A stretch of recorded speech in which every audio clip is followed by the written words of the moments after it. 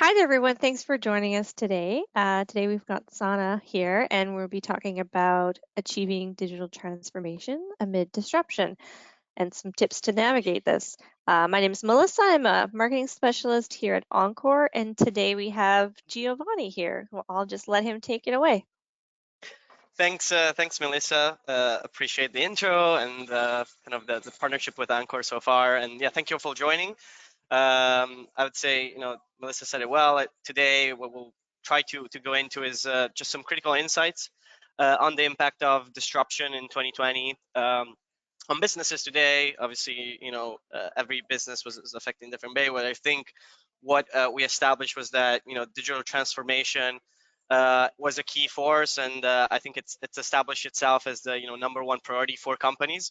I think with that in mind, my goal today is to just get you up to speed on what the industry trends say for companies in terms of digital transformations on the lenses of e-commerce, and kind of what you should be looking for as you navigate through it. So we'll try to give you these 4 concrete tips on navigating this market, both if you're already doing e-commerce and considering kind of your next step, as well as if you're not doing anything there and trying to again start that process.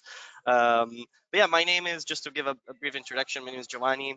I've been a channel sales manager here at Sana for over 5 years. I was actually born in Italy and moved to the US, so that's a little bit of background on me. And my focus in terms of Sana and our commercial team is on SMB and mid market. So that's where I work with companies every day, just addressing kind of their needs, and also potentially see how we can kind of have them grow in terms of their paths to potentially grow into more mid market and enterprise. That's obviously my goal. But yeah, in terms of just getting started a little bit more on the agenda, I think I want to split in 3 parts actually. One is talk about e-commerce before the disruption, so some challenges that have always been there in terms of starting with e-commerce and going down that path, and just giving you some ways on how to identify whether it's the right moment for you to actually consider either switching to a new e-commerce platform or taking that first step into a new e-commerce project and platform. The second phase, I wanted to just talk about how disruption has changed the e-commerce game, what constants we can still rely on, and how Sana Commerce addresses the challenges that mainstream applications face, and how you can actually navigate those disruptions and kind of plan for your future. In terms of the third piece, I also want to spend some time to at least go through very high level the Sana solution, our platform, and how it leverages both e-commerce sales for both direct to consumer, B2B, as well as customer portal. So looking into the different facets that go into a potential e-commerce web store and the information that you want to display and provide to your customers. So just in terms of the e-commerce challenges that we've always known, so I don't think COVID has affected this, but probably maybe it just sped up that process. But what we've seen is that obviously traditional buying habits have changed, and we've obviously seen these changes across the direct-to-consumer market. We see this in our day-to-day lives, but I would say that the main change is obviously that B2B buying and selling has now officially transitioned to the digital world. And we now really see B2B sellers embracing digital transformation, in pursuit of both that efficiency and sales effectiveness that they're used to in their expectation when in B2C shopping. So I would say, just to add a little bit on these numbers, according to a survey of more than 200 B2B companies, more than 50% still had yet to launch a traditional e-commerce site. So we're still seeing a lot of adoption happening in the market and a lot of customers making that steps. But then we see 3 out of 4 companies, so 75% of those companies have already stated the plans to have one within the next 2 years. So a lot will change. And a lot is already changing in the market. So as you see here, B2B commerce is expecting to increase 10% year over year, and just the plans of companies are really showing this trend in terms of having at least a digital presence available as things change in the world, and the world is moving more and more towards kind of away from the brick and mortar space into digital commerce. So as we again talk about, say those companies that have finally realized that this now is the time to start with e-commerce. There's obviously challenges that go into that, and again, these were already there, before COVID, and a lot of it is usually on struggling to deliver, the same experience online as made them successful offline. So I think a lot of my conversations with customers who are making that first step typically involve, we have our process now. That process works. Obviously, we want to automate a lot of it and continue to deliver the same value, but at the same time scale it in a way that we're just opening up to more revenues. But obviously, as you do that, there's errors and frustrations and disruptions from a lot of different sides, and typically they have to do with how your IT architecture and how your stack is set up for success as you go around that e-commerce plan. So the risk is obviously that we're damaging long-standing relationship with customers, which we don't want. So we want to from day one to set up ourselves for success in order to leverage those relationships and make sure that we're actually addressing what customers really want as they change the way that we operate and work with us from more of an offline and handholding touch point by working those personal relationships with sales reps or customer service into a true e-commerce setup. And obviously, we want to make sure that we avoid having e-commerce compromising our success, but actually drive and lead through it. So just going back to what we were talking about in terms of those causes, and usually what are the challenges when going into e-commerce and addressing this online offline experience gap. It usually comes down to these three main buckets: compromise convenience, reliability, and evolution. From the first point is make sure and avoid that our customers don't have the right level of self-service, or that their information is not personalized enough, or it's incomplete, or there's missing information. So we want to make sure that the convenience that they had when picking up the phone and getting to that price or inventory is the same as they would get in getting to that level of information when they're browsing and accessing the portal.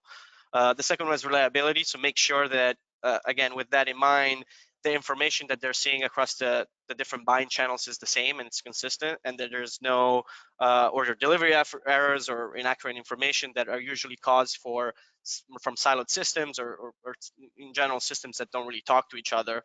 And that ties in to compromise evolution. So having siloed systems will make it slow to adapt to customer needs and market changes, or just slow in general when making a switch to either one of those IT platforms and setup, and just will lead to an inability to constantly add value to customers and improve on that customer experience as they keep buying and ordering on the site. So I'd say with that in mind, the second tip that I want to talk about today was how to realize and know whether you've either outgrown your web store or just need to evolve in terms of next step in terms of e-commerce and digital transformation. The first one is lifespan or maturity. I would say when talking to customers that are approaching us about potentially a new web store, we usually see that the average lifespan of their previous endeavor in e-commerce is around 3 to 5 years. And so the question is, has anything changed with your market, customers, or business since then? The answer is typically going to be yes. There's a lot that has changed since, and there's obviously adjustments that need to be made. Obviously, the key is having and working with a solution that's able to work and adapt with those needs, and able to either deliver or make the changes that you want to continue delivering that added value to customers. But then it also comes to a point where maybe the solution that was built 5 years ago was a legacy solution, and you're looking to move away from that, and that's when you realize that probably that web store has been outgrown and there's a need to evolve. The second piece is more on the type of market that you're addressing, and this is actually something that we've seen as being very common in 2020, of customers that we're typically more serving a B2B audience, and usually this will rely on more manufacturers and wholesalers, but then now realize the need to go and sell direct to consumer, so opening a completely new channel for sales. And this obviously involves switching the priorities, and also addressing a completely new customer segment with obviously different types of information, different types of content that we're delivering to them, but also a different type of experience. So this is when customers will reach out to us and ask either if we can deliver that B2C side along with their B2B side, or actually do both at the same time in sort of what we would call a hybrid fashion. The third piece is the results. So actually taking a step back and looking at, has your web store actually improved the way that you're currently doing business, and what your KPIs for measuring those success are. In one case, it's usually around kind of the stagnation of customer adoption, and that typically is a sign that obviously that your web store will need some change or adjustment. And also, what we typically ask is, have you surveyed your customer, and what is the reason for that lack of adoption? Do they still love it? Do they still find the information that they're looking for? And for example, if we're looking at one of the KPIs, which is offline versus online sales, what is the reason for your customers still using that offline channel, still calling those sales rep or sending those manual emails instead of accessing the site?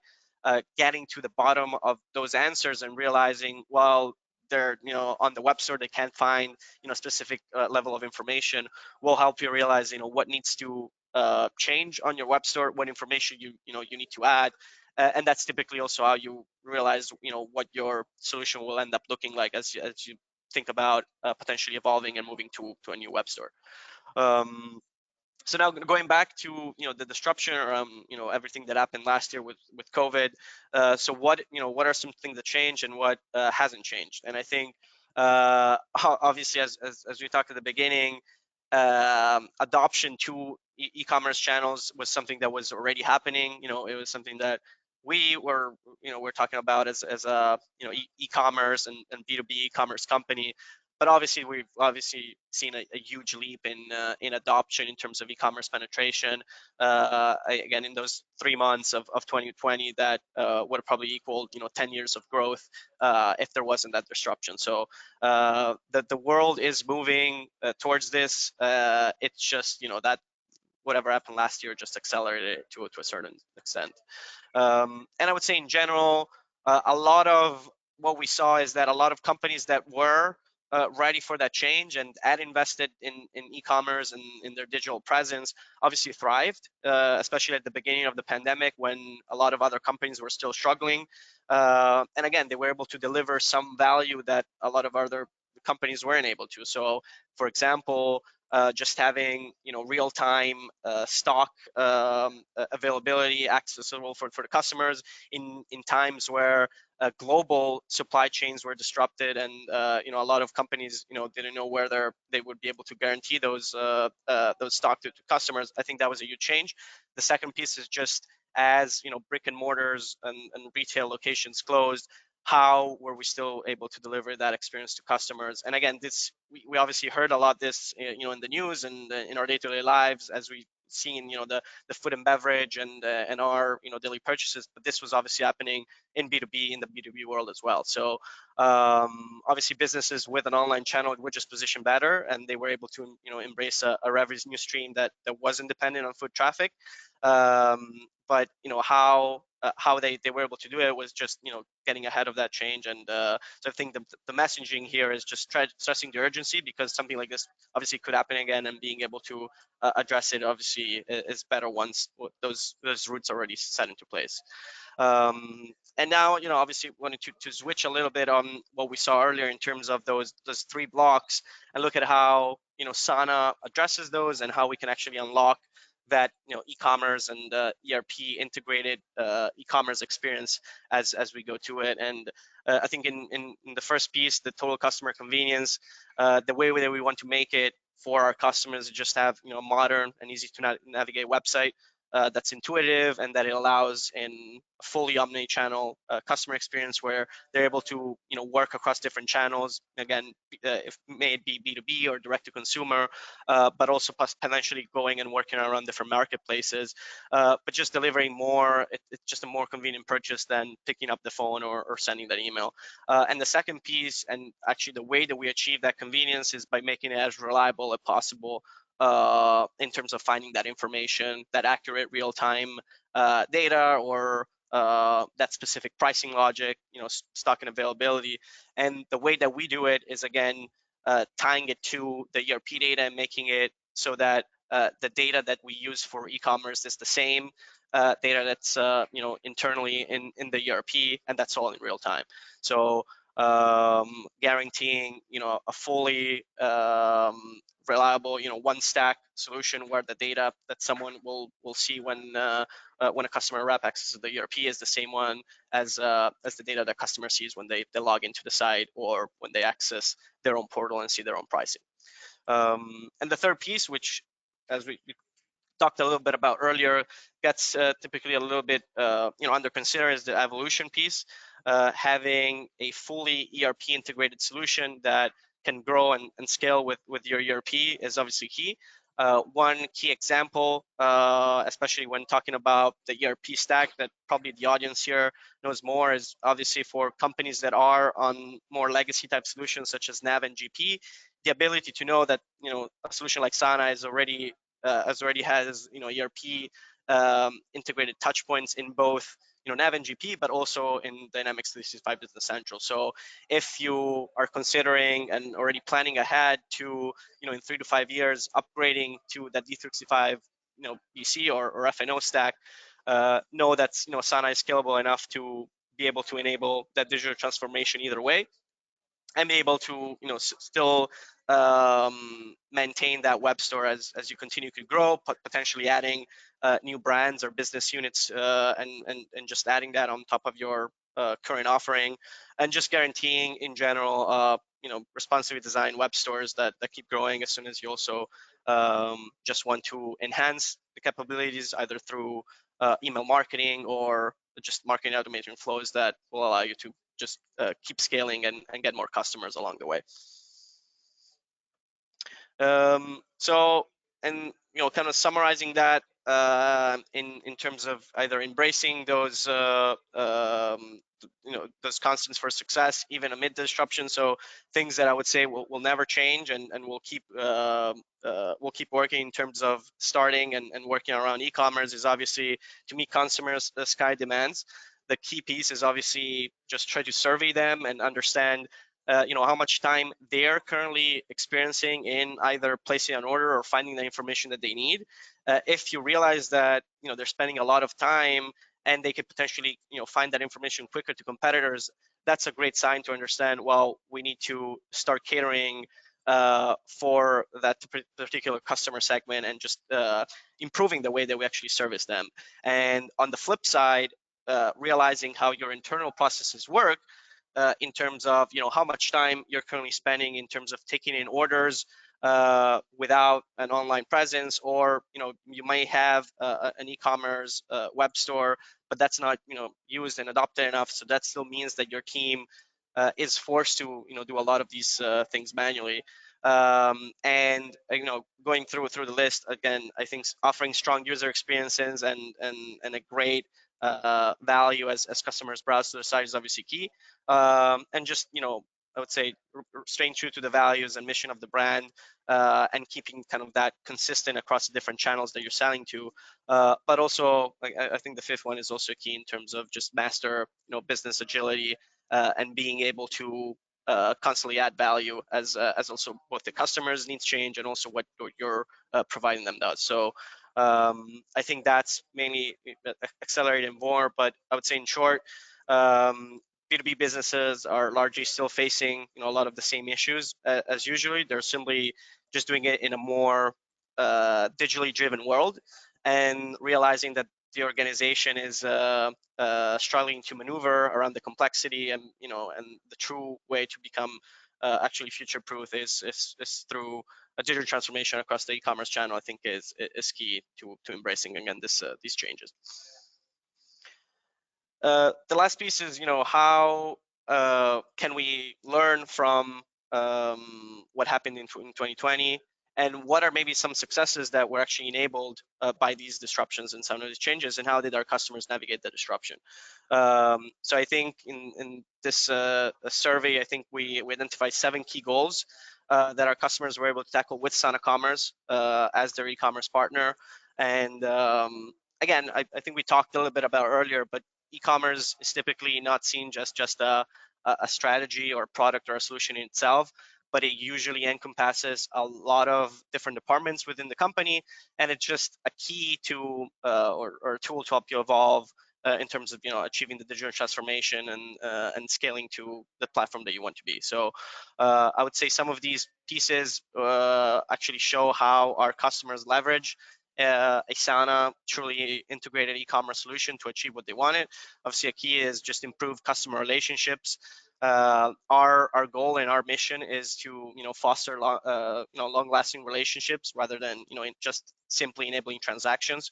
We want to make sure that our tool is both a tool that is used to sell products, but also to manage relationships both between sales rep and customer success from your team to different stakeholders within the customer team. And I would say a new key piece is just being able to just introduce new product lines and test how those are received with customers.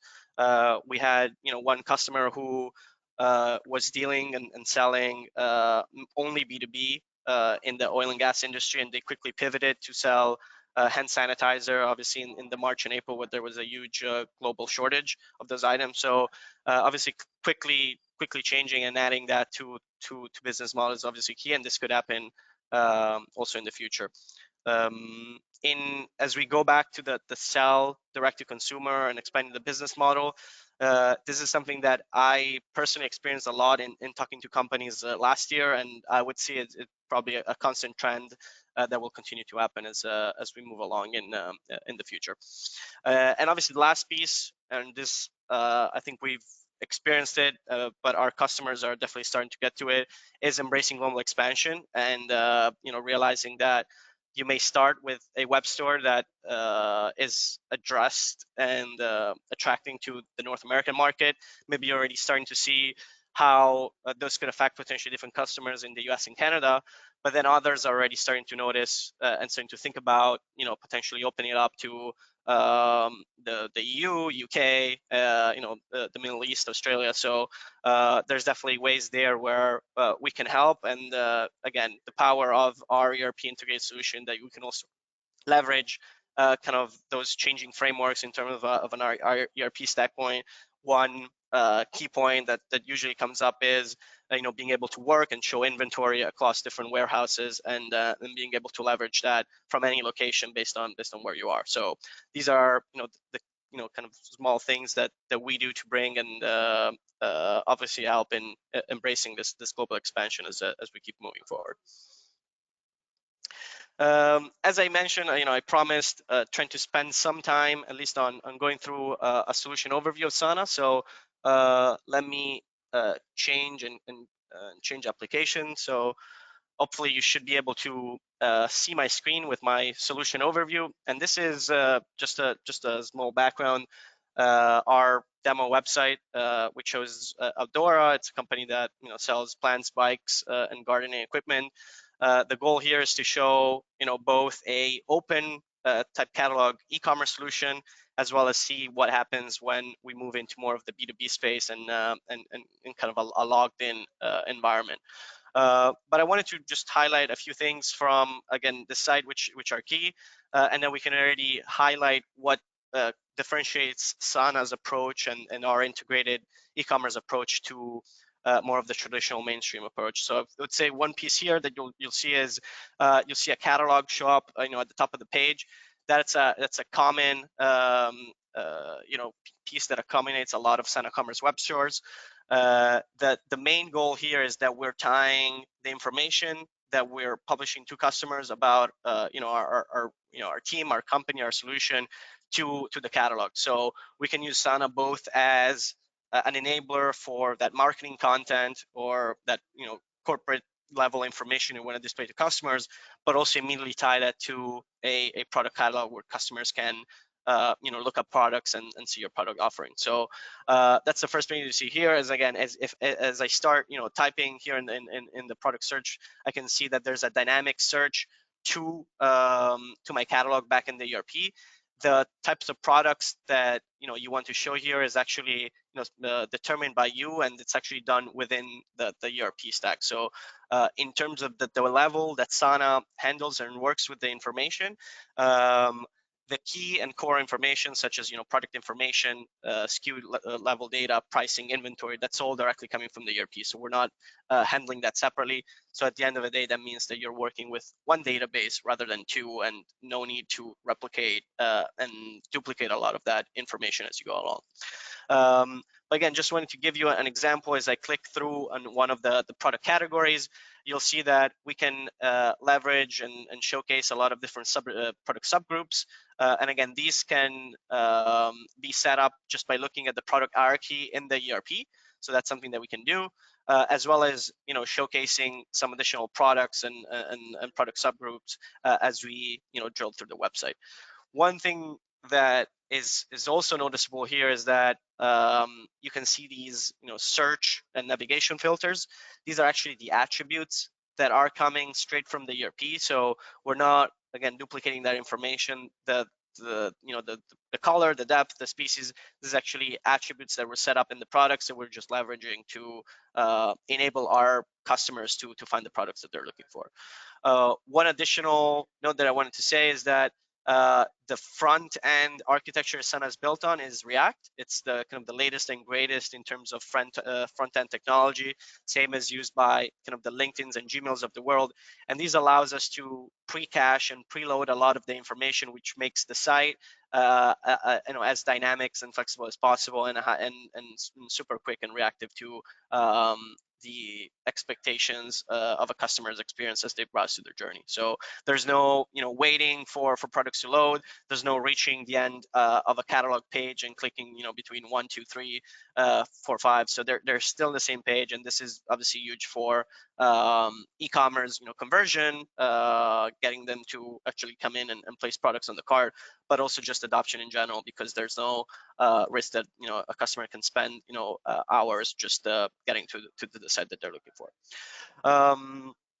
As we drill through the individual product detail page, what you'll see is some elements between information that we're taking from the ERP and some information that we are adding and enriching on Sana. So also showing how Sana can be a great product information enrichment tool and a great CMS to essentially enable the type of experience that you want to guarantee, both for a direct-to-consumer audience as well as more of a B2B type audience. But as we show, again, a product detail page, we see that the product name and the item number, these are coming directly from the ERP.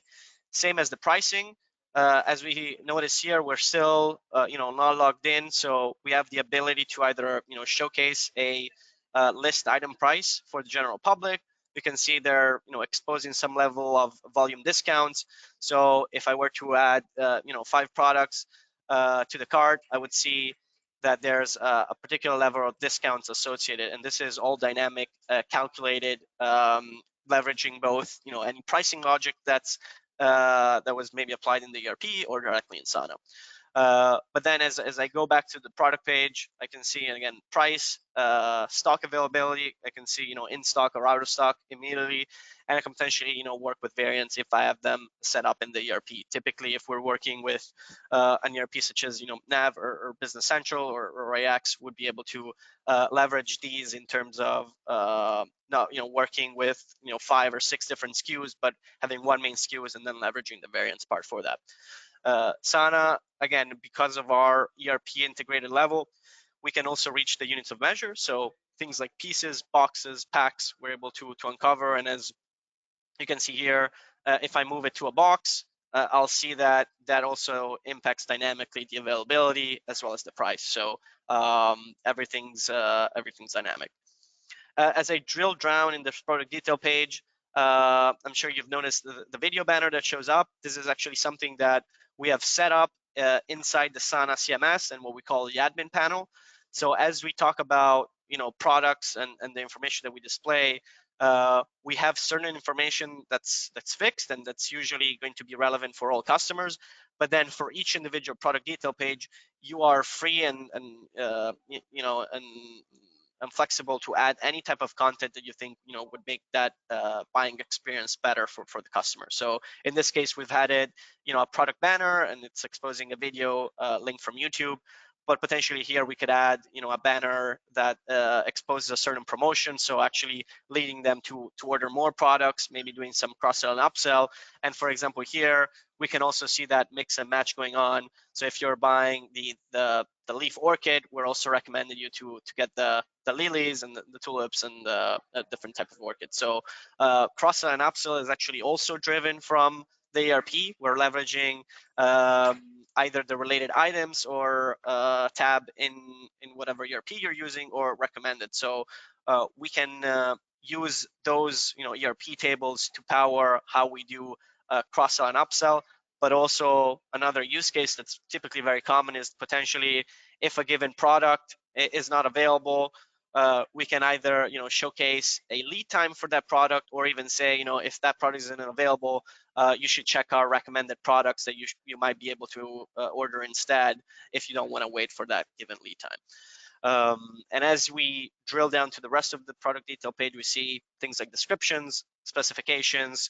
So again, these are the attributes that are coming straight from the ERP. Potential attachments, so either a brochure, a warranty overview, or particular drawing on how that product is set up, as well as reviews. So this is also something that you can leverage as e-commerce adoption data shows that it's always better when there's reviews and where a particular other person has left and said that they've ordered it and used it. So this is usually great for conversion. So this was just a high-level overview on kind of how the information is set up and the type of tools that you may be able to add. I wanted to quickly switch and show you what happens when I'm actually logged into the site. So show you a little bit of differences. So if I come in and log in, let's say as a customer that in this case is browsing from a different country, we can essentially select the type of data that they see. So for example, this customer is now logged in from Europe. What they'll see is now pricing in euros versus dollars, but also potentially also real-time availability in stock. So we're able to segment and personalize the type of information that we want to showcase to our customers based on who they are, where they're from, and the type of information that they add in the ERP, which unlocks again this type of customer specific level data. So again, it's customer specific pricing or a particular discount associated with that customer for a particular product group, but also unlocking a lot of the information for that customer that he can then come in, check his account, and check all of the information related to him that's in the ERP. So the customer can check all their pending orders, the ones that still have to be shipped, as well as potentially the ones that have been shipped, and just check the status, when the potential ETA, or what are the payment terms, etc. So these are all relevant information that typically customers will reach out to your customer service team or sales reps team for. This typically involves spending a lot of time hand-holding on manual type transactions that sometimes customers don't realize, but typically that takes that starts to add up. If you have 100 of these requests every day, and each of them takes between 10 and 5 and 10 minutes, that's already almost 7,500 minutes that you're spending every day across your team on handling these requests that they could potentially handle on their own as they browse through this catalog. And obviously customers are also looking for this type of information. As we talk again about things like quotes or invoices, this is typically a huge selling point for customers to say, you can also move your entire accounts receivables and accounts payables process to this portal. Send a customer a link for an invoice. It will lead them to this. They can see the posted invoice detail information. They can download that given invoice, and they could save it for their purposes without, again, sending you an email and asking you for that information. But then I can also come in and pay that directly. So if you want to leverage credit card payment, we can also have them both pay, obviously, products through traditional e-commerce, but also pay invoices. So as I think we were talking earlier, usually e-commerce is seen as this very transactional tool, mainly for product selling, but it's obviously a lot more. And what we're doing with Sana is enabling not only those base level type transactions for products, but also all that goes around it, which again is things like orders, quotes, invoices, and potentially giving them, especially from a B2B side, the ability to come in and say, I had this order set up last month. There's a lot of repeat order that happens in the B2B space, so we can leverage and give the customers the possibility to come in and reorder these same products and add them directly to the cart. So they will add to the cart. I'm able to potentially make some changes in terms of quantity. Might be able to now order 10 instead of 1. And as I have this information, I can go in and request a quote if that's kind of the business process that you're leveraging and using right now, or proceed directly to checkout. So this is kind of the last piece of the journey that I wanted to show you. But having the customer be able to completely self-serve it and walk through a complete order process when they're going through Sana is obviously a key piece, as they're able to again leverage information that's coming from the ERP.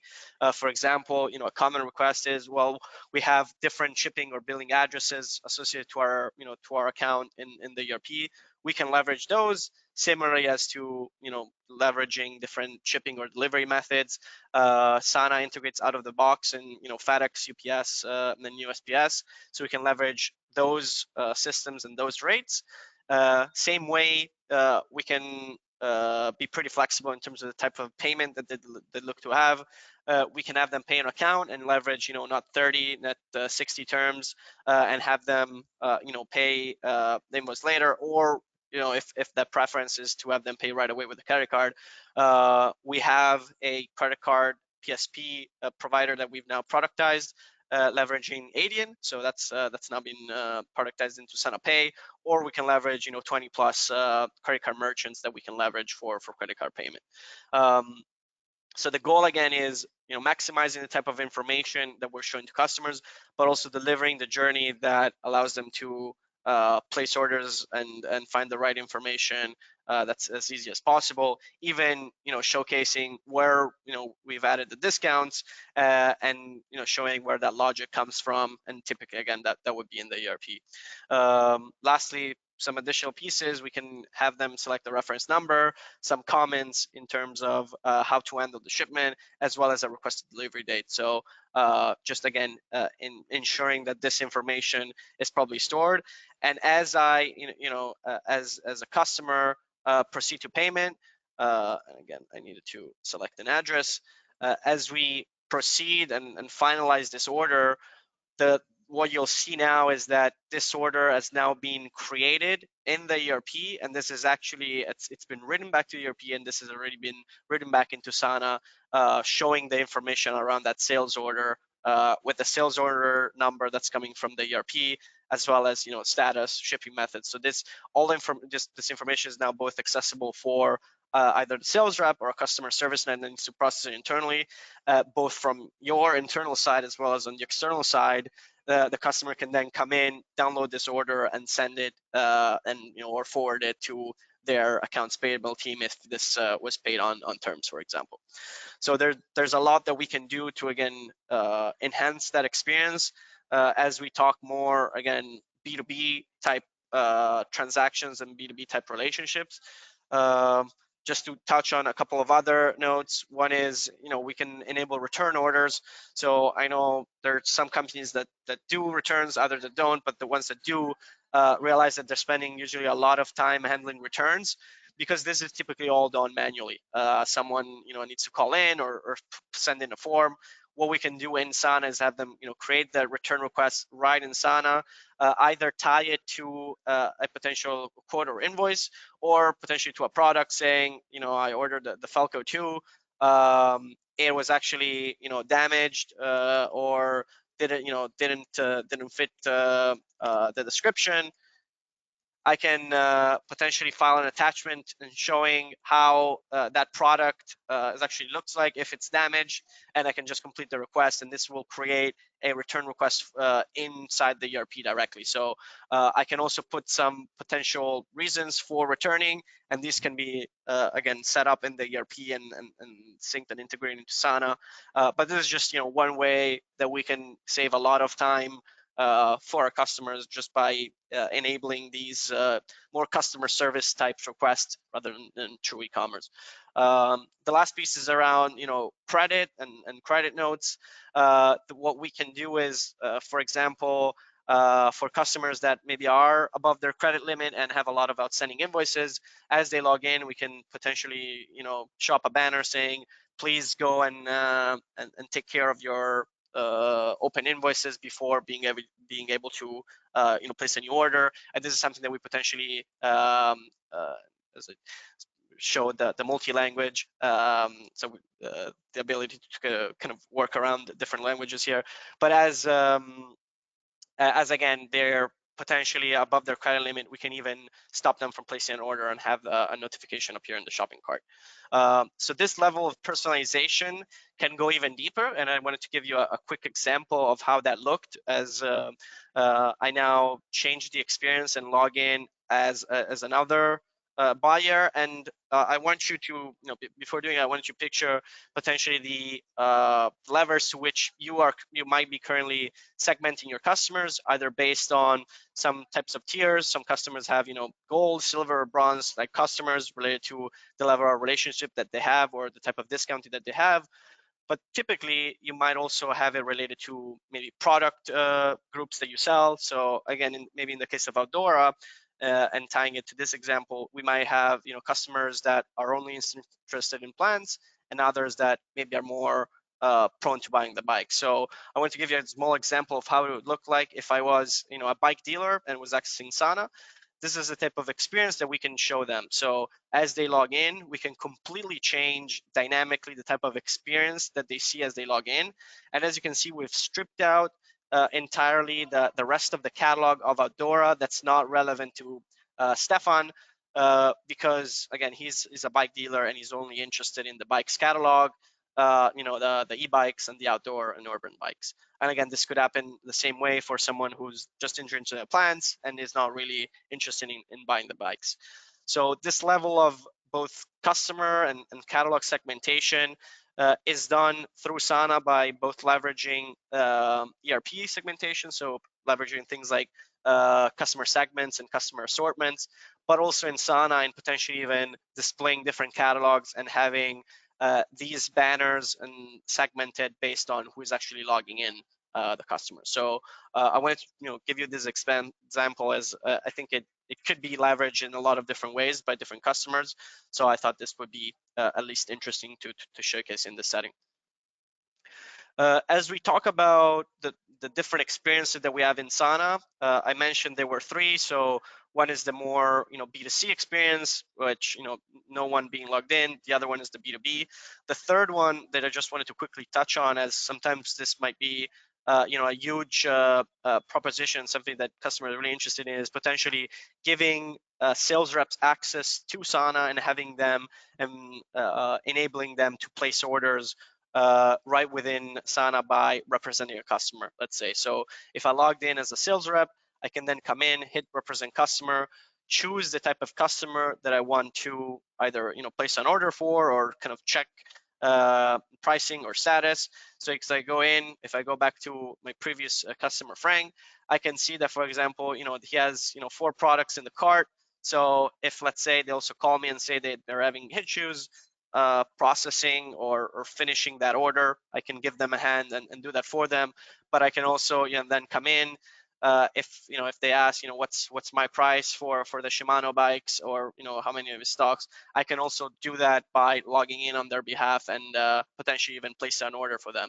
So a particular element that's typically used is maybe by tying this to quotes. So potentially, adding products to the cart, but then not going through a full sales order, but potentially just creating a quote for this and having them later come in their account, check their quotes, and potentially see the quotes that were generated by my sales rep, and potentially either download that quote and or convert it to an order, or give that go ahead to do that quote to convert quote to order conversion. So there's a few elements that we can leverage, and I think the key point here in allowing sales reps to again place orders on customers' behalf and represent customers in that buying journey is typically the use case of moving sales people and sales reps away from the ERP, which is usually something that sales and commercial teams dread. So we're wanting to give them a new another experience to do that, that moves them away from the ERP and moves them to a front end portal that's again not only customer facing, but that could potentially be leveraged by the internal team as well.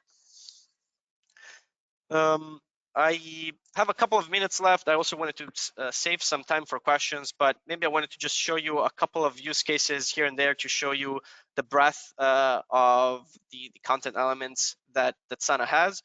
One that I think it's been really powerful, and customers are really really appreciated as we started productizing and including the product, is what we call a lookbook. So being able to either dynamically offer, a nice image, maybe think of like a company that sells furniture, they want to showcase, a kitchen or a bathroom, and then spotlight the individual products. This is a great way to do that and make it dynamic and allow them to add products to the cart directly. The other piece, which is a little bit more B2B and more geared for manufacturing customers with a lot of spare parts component to it, is enabling this exploded spare parts chart, where you can showcase either a drawing or a particular piece of equipment that you're then selling the spare parts for, and say you can just click here on the given part and we'll tell you which product or kit or part you need to order in order to replace that. So this puts again, it gives the customer much more information that they would if they just saw this list of parts and they weren't sure whether they didn't have the spare parts associated with it. We just want to again improve that buying journey and that experience for them by enabling greater information and more accessible level of information for someone who's going in and buying those parts. And again, we've done some pretty cool web stores for customers, especially in the last year. I can spotlight this IPG, which actually just recently went live, and they sell large laser machinery and equipment, but they wanted to leverage Sana for their spare parts. And what you can see here is that they have some products that they are open to selling to the general public. It's these like light weld handled devices. You can configure them 5 meters or 10 meters, and I can add them to the cart. But then they have a completely other section for more legacy and enterprise level customers who have bought their own laser equipment from IPG. In order to access that information, actually have to be logged in. So they're also leveraging for equipment and parts, kind of that hybrid model of Sana to be able to showcase maybe a level a portion of the catalog to the general public, but then hiding another one to maybe more established customers.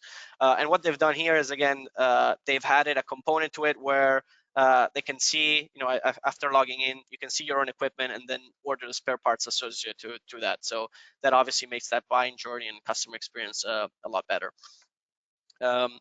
The last piece that I wanted to show that we've included in our latest product, and it's actually a pretty recent change that we've added and embedded. And this, by the way, is the Sana admin panel, what I was talking about in terms of how you manage the information and configuration of the site.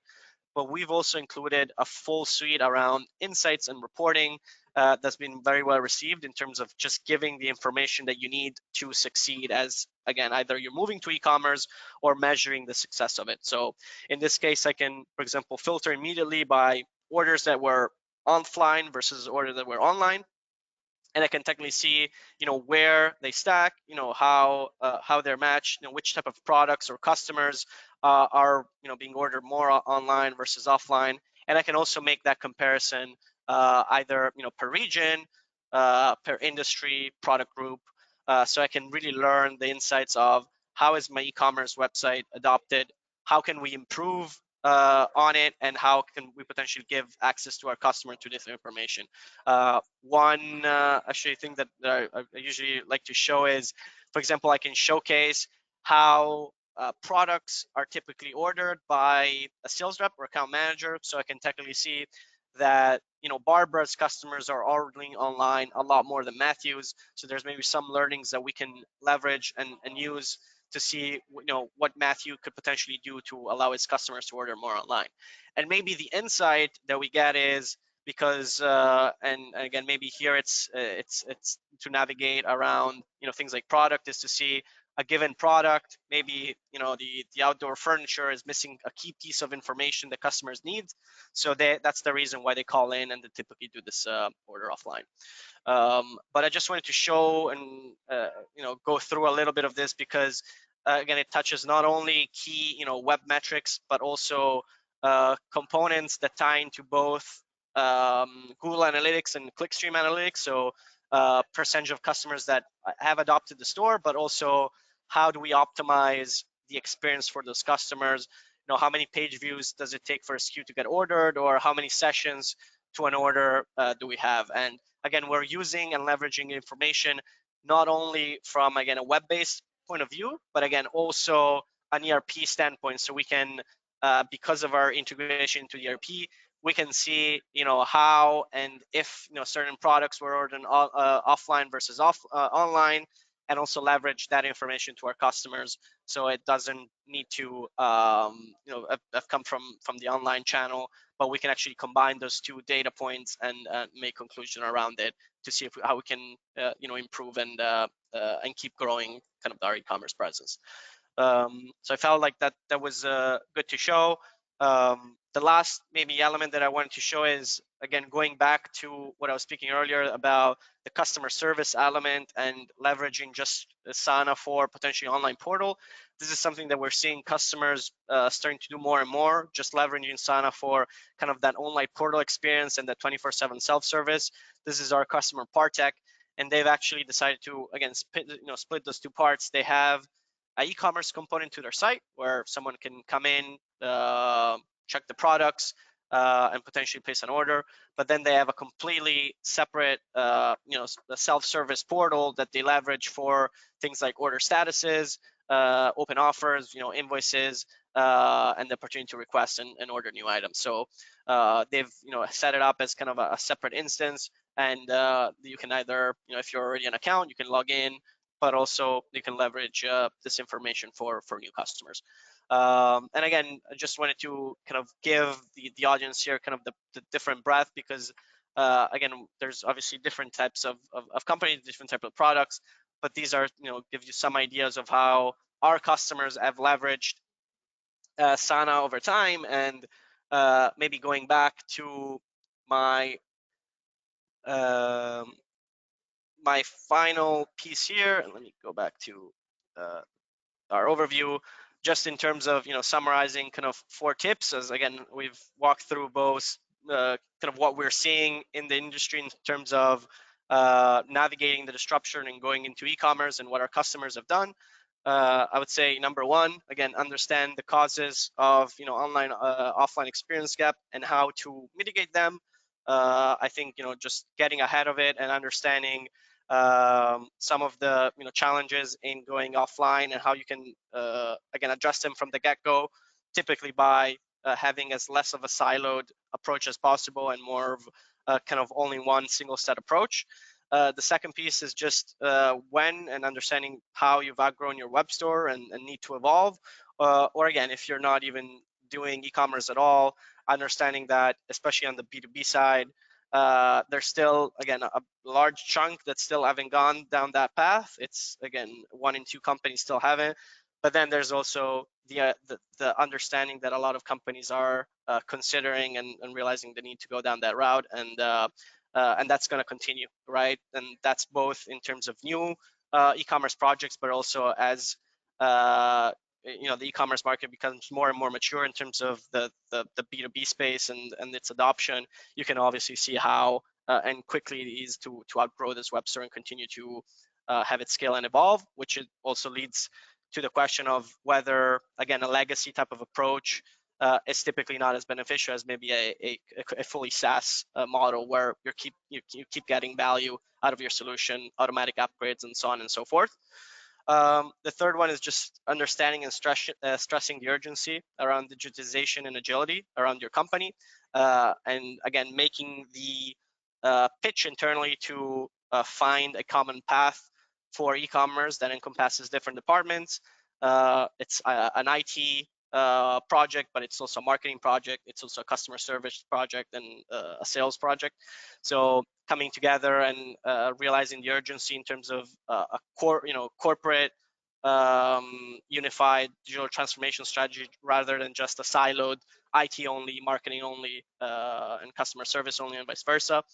And just I think the overall message is just embrace the constants of success, even amid disruption. I think now that we've kind of gone to calmer waters in terms of the global global overview, and especially in terms of e-commerce and disruption. I think now is a great time to kind of reset, retool, understand how we can better improve your digital presence and your services prior to the customers.